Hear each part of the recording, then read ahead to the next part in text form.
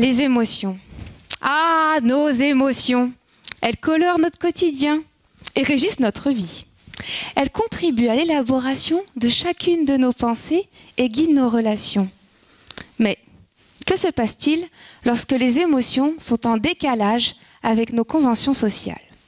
Tenez, observez cette jeune fille. Voici ce qu'elle a montré lorsque je lui ai demandé d'exprimer la colère. Colère. Et ce jeune garçon, voici ce qu'il a exprimé pour mimer la joie. Plutôt minimaliste et ambigu comme expression, n'est-ce pas? Aussi, il est arrivé que lorsque j'allais à leur rencontre avec un grand sourire, bonjour, ils me demandent pourquoi je suis triste. Ces enfants dont je vous parle sont porteurs du syndrome de Prader-Willi. Le syndrome de Prader-Willi, c'est une maladie rare, environ une naissance sur 20 000, et d'origine génétique. Elle crée un dysfonctionnement important du système qui régule l'ensemble des hormones de l'organisme, qu'on appelle hypothalamus. Alors cela amène à des problèmes relativement bien connus des spécialistes aujourd'hui, de croissance, de tonus musculaire, de motricité, mais aussi d'alimentation, de sommeil. Mais on observe également des problèmes de comportement, d'adaptation sociale, et qui sont en fait liés à des difficultés émotionnelles.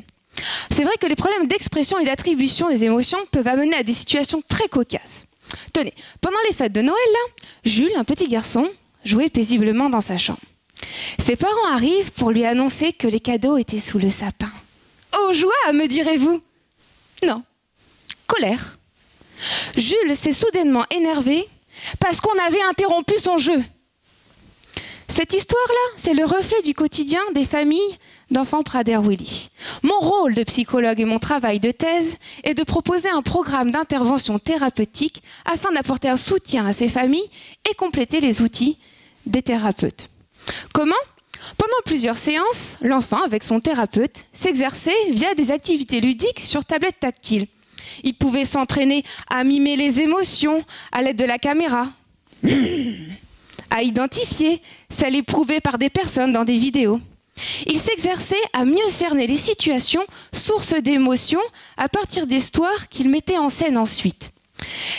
Le programme a permis aux enfants d'étoffer leurs capacités émotionnelles, en particulier l'expression et la reconnaissance des émotions. Ces résultats laissent présager de très bonnes pistes pour que ce programme puisse servir de bonnes pratiques. Il pourrait être utilisé auprès d'enfants présentant d'autres maladies ou d'autres pathologies et pour lesquels il y a également des difficultés émotionnelles. Parce que nos émotions doivent nous permettre de faire l'expérience de la vie et non pas nous en empêcher. Merci.